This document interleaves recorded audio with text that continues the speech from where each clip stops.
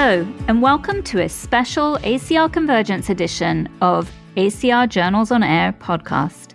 I'm your host, Vicky Shamagam. Today, we have the privilege of being joined by two exceptional scientists making significant contributions to one of the most important topics in our field, sponsoring women in science. Their work is not only inspiring, but also crucial for the advancement of science. Dr. Carol Fagali-Bostwick is a distinguished university professor and the Smart State Kitty Trask Holt Endowed Chair for Scleroderma Research at the Medical University of South Carolina. Dr. Fagali-Bostwick earned her PhD in microbiology and immunology at Tulane University in New Orleans and completed postdoctoral training at the University of Pittsburgh. She subsequently moved to the Medical University of South Carolina, where she leads a team of clinical and basic scientists focusing on pathogenic mechanisms underlying fibrosis to identify novel antifibrotic agents for scleroderma, idiopathic pulmonary fibrosis, and other fibrosing conditions. She is a fantastic mentor, and as a recipient of some of her guidance, I can attest that she always gives very wise advice. Dr. Elizabeth Volkman is the director of the UCLA Scleroderma Program and founder and co-director of the UCLA Connective Tissue Disease-related Interstitial Lung Disease Program. She is an internationally recognized expert in systemic sclerosis and connective tissue disease-related interstitial lung disease. Dr. Volkman graduated from Sonoma College, majoring in neuroscience and minoring in dance. She received her medical degree from the UCLA David Geffen School of Medicine and subsequently completed her residency in internal medicine and fellowship in rheumatology at UCLA. During her fellowship, she participated in the Specialty Training and Advanced Research, or STAR, program and earned her Master's of Science in Clinical Research. Her research focuses on novel biomarkers to predict response to therapy in scleroderma-associated interstitial lung disease. Welcome to the show, Carol and Liz. Thank you for having us. Yeah, thank you so much, Vicky. This is an honor. So today's podcast is going to take a slightly different format than our usual journals podcast, because we're going to frame the discussion around a session at the 2024 ACR Convergence meeting titled Sponsoring Women in Science.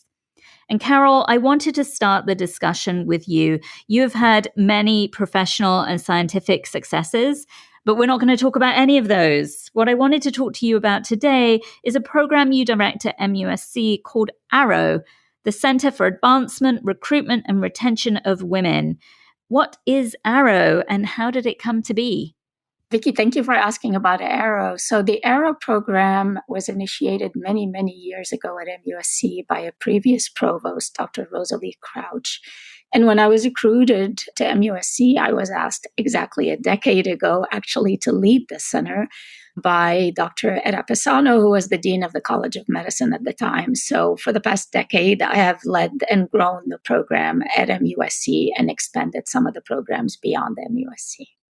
And could you share some background for us on the current state of women in academia and science? I know that there were many articles earlier in the pandemic regarding essentially a generational loss of knowledge and loss of women from the workforce. Where are we now? We're a little better now than where we were 10 years ago, but we haven't improved by a lot. Women, although they make up the majority of non-tenure track junior faculty positions, such as lecturers and instructors in different institutions, still only 44% of tenure track faculty are women. The women at the junior level are equal in number to the men. Some departments even exceed men. 59% are at the instructor level who are women. But then as you go up the rank and you go up through promotion, there's a broken pipeline and we lose a lot of the women. We start out at 59% at the instructor level, then 49% of assistant professors are women. You go up to the next rank, associate professors, only 43% are women. And when you go to full professors, it's only 29% who are women.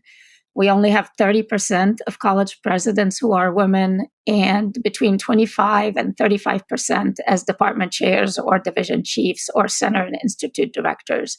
So women are really underrepresented in the academic setting and continue to be underrepresented despite some progress over the past 10 years.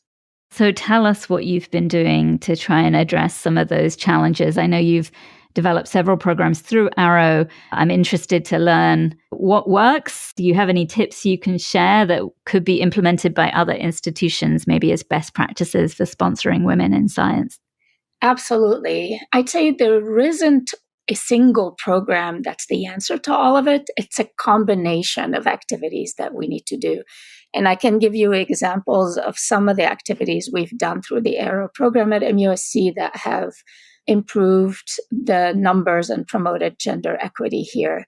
One easy activity to implement is workshops. You can organize workshops on things such as negotiation skills, time management, how to say no, a very important topic. We're all overcommitted.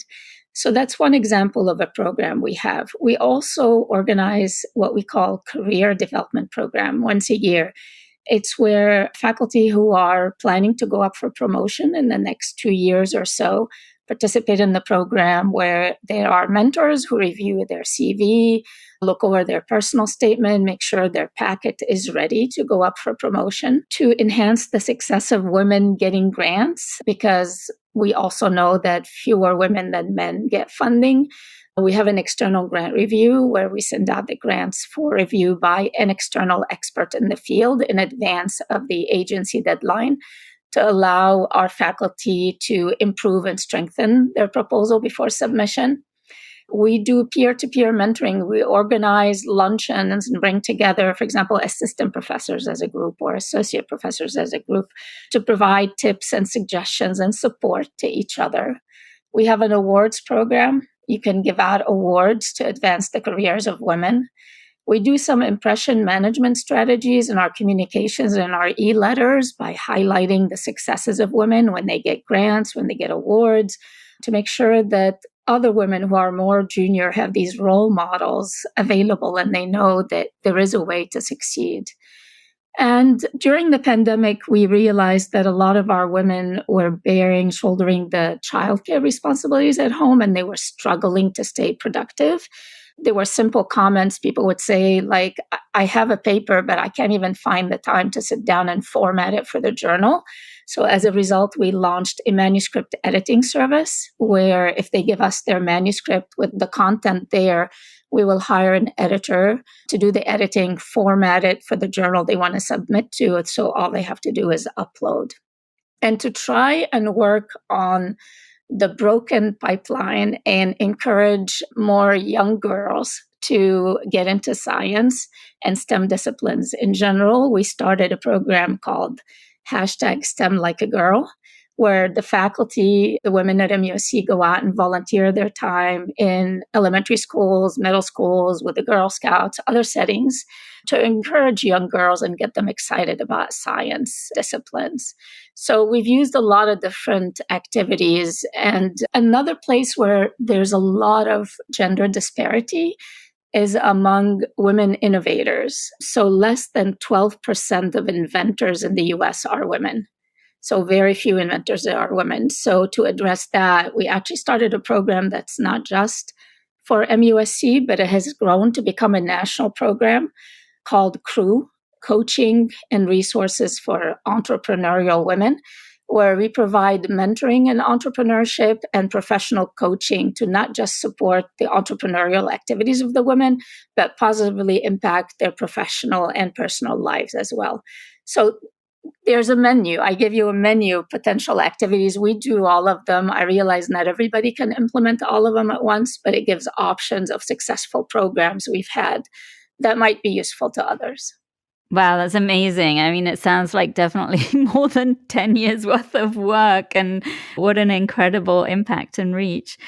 Liz, I want to bring you into the conversation now because you have also created an organization for women in science. And this organization is a not-for-profit, so independent of your academic institution. It's focused on specifically supporting women in the scleroderma field. And it goes by the beautiful acronym WINS. Tell us about WINS. What is its mission and who can join? Thank you again for having me. And Carol deserves all of the credit for their acronym WINS. Came up with that, and I thought it was very clever and empowering. The mission of WINS is to promote gender equity and to provide the infrastructure to foster a supportive and safe and collaborative environment where we really want to enhance the professional development opportunities and career advancement for women with a professional interest in scleroderma. So we have 4 main objectives at WINS.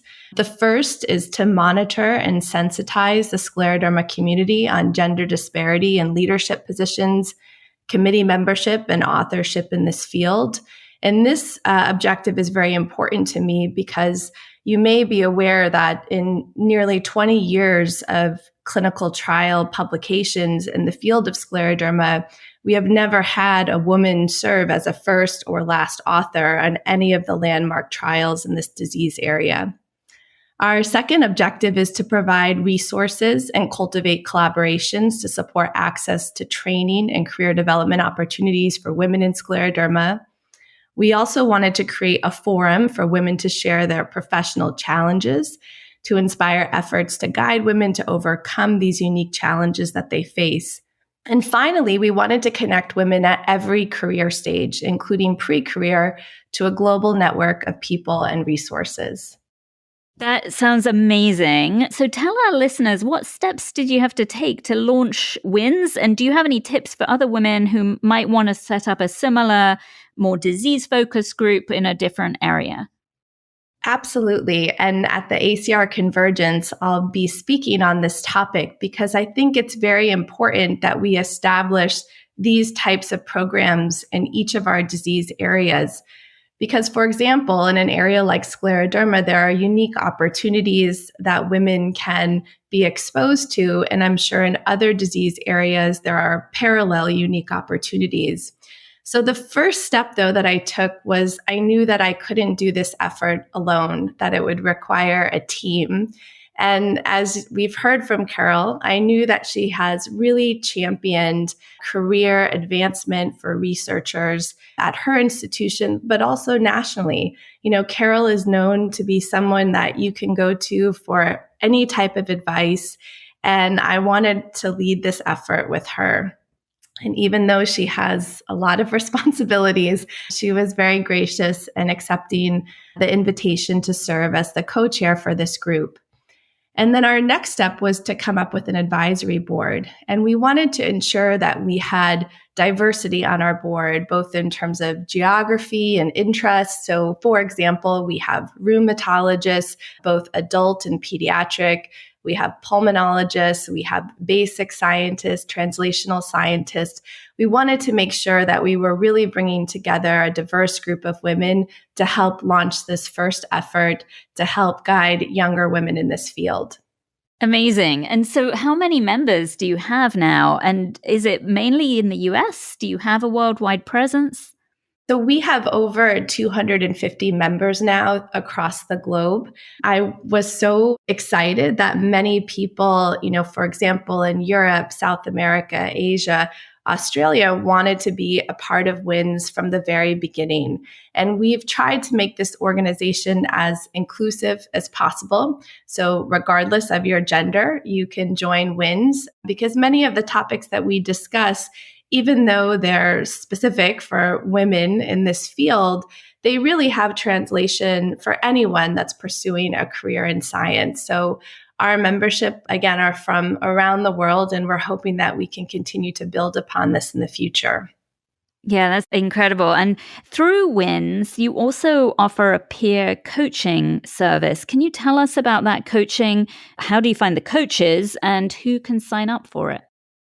Certainly. So, in other areas outside of medicine, coaching is a fundamental part of career development. And I think we've missed this in medicine because we have this formal way of mentoring people in research. But to succeed in, for example, academic medicine, you really need a lot of people to support you. And it can be very helpful to have a coach or a sponsor there to guide you, particularly in these moments where maybe you might not feel so comfortable talking to your research mentor. For example, if you're offered a job from someone at a different institution, you may be afraid to talk about it with your mentor at your institution because it could have repercussions for you. So we wanted to create a coaching program that would match an early career investigator or clinician, so someone either at the clinical instructor or assistant professor level, with someone who was more established at the associate or full professor level. And I took this coaching program very seriously because I wanted to make sure that we offered it to anyone who was interested.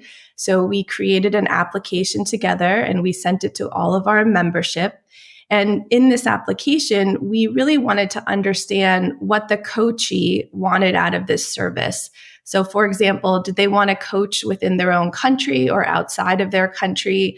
Were they looking for more research guidance or overall career guidance? Or maybe they wanted to set up a scleroderma center in their country or just learn more about the clinical care of scleroderma. And then once we got those applications, Carol and I and our entire advisory board convened to select people that we thought might be good coaches. And so we had some coaches just volunteer. We also solicited coaching opportunities for people. And then we did a personalized matching process. So this year, in our first year of doing this program, we matched 21 people from 5 continents around the world. And I think it's going well. So it's mostly done virtually, the coaching. But when we have opportunities for in-person coaching, for example, at the ACR Congress, we facilitate this as well.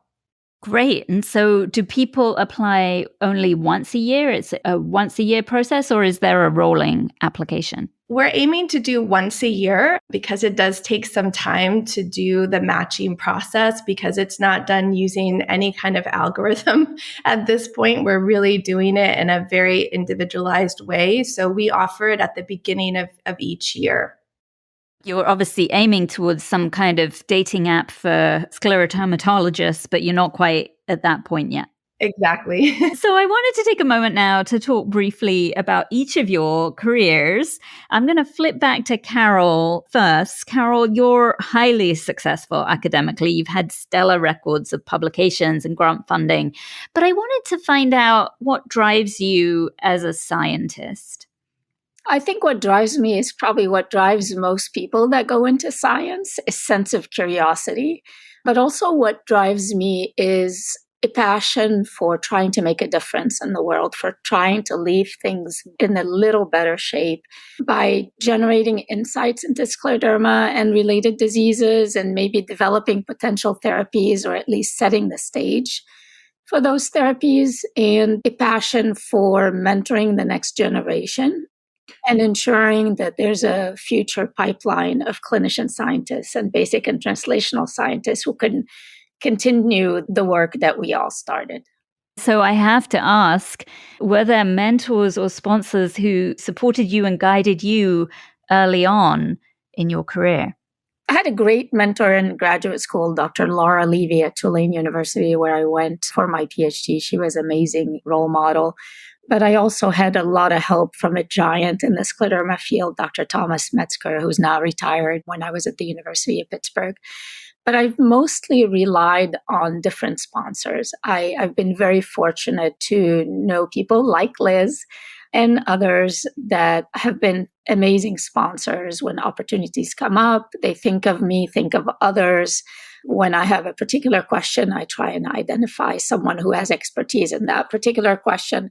So it's really having this family of sponsors, I'd say, that has helped me throughout my career. And that's something important for trainees and junior faculty, in that you may have a wonderful mentor, but your mentor can't do it all. And your mentor cannot open all the doors that are out there. So it's important to identify different sponsors who can do that. Yeah, and also just get different perspectives, right? Absolutely. And Liz, you have also been incredibly prolific as an academic and as a clinician, but a life in science is not always linear. Were there turning points in your career where you were taken in unexpected directions, and what have you learned along the way? Yeah, I mean, I think that most of us face these turning points and challenges, and often these are the periods of time where we can experience both growth professionally and personally. I think one of the turning points for me was when I graduated fellowship in rheumatology, and I didn't have a mentor in rheumatology at that time. There was someone doing work in scleroderma who left my division, and I didn't have any support. And so I had to look elsewhere, and I was fortunate to fall upon some wonderful mentors in the pulmonary division at UCLA who embraced me and helped make me become a part of the scleroderma lung study group, which was 2 clinical trials that were funded by NHLBI, which is, really sparked my career in this area. And so I would say that I had to work extra hard during this time because even though I had this outside pulmonary mentorship, I had no one, for example, supplying me a study coordinator, and I had to get grants, get philanthropy to build a program. And I'm really proud to say that everything that I have right now in my division, I have earned myself through doing very hard work. Nothing was given to me. And this was very challenging at times, but I would say my advice to anyone is to try to embrace these difficult times because in the end, I think it made me a stronger academic than, let's say, someone who just inherits a whole program and all the staff that come with it. Yeah, and I'm sure you're extremely self-sufficient as a result. So I wanted to close with one last question because this entire discussion has been about what you are both doing to support women in science, but I feel that this problem should be crowdsourced a little bit. So I wanted to ask you, what could the community do to collectively support women in science? And if you could each get one wish granted, what would it be? I guess my wish would be if I could get each person, irrespective of gender, to open the doors for others, to ask every woman to open the doors and uplift other women. And that's sort of a lesson I impart on my kids and my trainees all the time, that when we all lift each other up rather than tear each other down, we all win. So let's open doors for each other and lift each other up. Oh, wonderful. And Liz? I love that. And I completely agree. And again, this was part of the motivation for WINS, that if we really wanted to break the ceiling that exists in this field right now, we'll need to do it together and help each other. And so when I get asked to be on a committee or write an editorial, I always ask if I can include another woman too. And I think this small little step can make a big difference. But I guess for my one wish, I think that we have to do more to educate the industry partners that we have working to support research in this field on the importance of promoting women in science. Because again, these industry partners play a fundamental role in discovery, not just in sponsoring trials, but also investigator-initiated research. And they're the ones that are creating steering committees for trials and deciding who will be first and senior author. And I think sensitizing them to some of these gender disparities could help move our field forward. I think the NIH is doing a tremendous job in this area. I would hope that in the future, the pharmaceutical industry could get on board as well, too. Oh, and that's a great thing to consider. And I was shocked, actually, that you had pointed out that there had never been a lead or senior author on a clinical trial in scleroderma who was a woman, because the field is very much skewed both to a women-predominant disease and many women scientists, great women scientists in this field. So thank you for raising that issue. So I wanted to thank both of you, Carol and Liz, for sharing your experience with us today and for everything you're doing, sponsoring women in science. Thank you so much for having us. Thank you for having us. Thank you for this opportunity to highlight ways we can support women in science. And today, my thanks also go to all of you, the people who support women in science. It takes a village to build a successful career, and we are grateful to you all. Thank you all for listening to this podcast. ACR Journals on Air is a production of the American College of Rheumatology. Please follow @ACRoom on social media. Email us at podcast@rheumatology.org and rate and subscribe to our podcast at acrjournalsonair.org or wherever you get your podcasts.